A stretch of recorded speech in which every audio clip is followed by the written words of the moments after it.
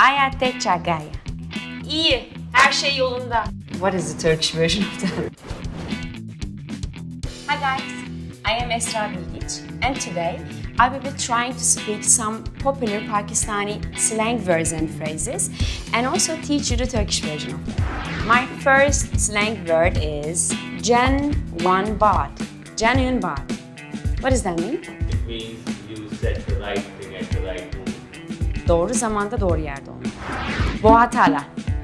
Boğatala is muazzam, harika, muhteşem. The next one is kıyasinay. Kıyasinay. Kıyasine. Ne haber dostum? Nasıl gidiyor?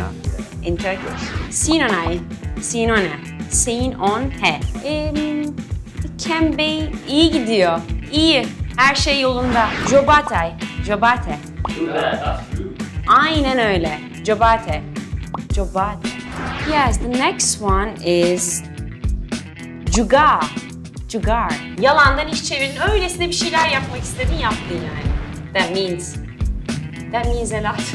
Okay, the next one is Ayate Chagaya. Ayate Chagaya. Ayate Chagaya. Ayate Chagaya. What does that mean? Geldim, gördüm, yendim. The next one is cheetah. Cheetah. What does that mean?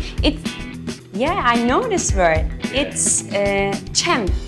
Interesting. Cheetah is champ in Pakistani. Interesting. Yeah, I like this word. It's my number one word, cheetah. I want to say this word, dünyaya anlat, in Pakistan version of it. Dünya Kobadato.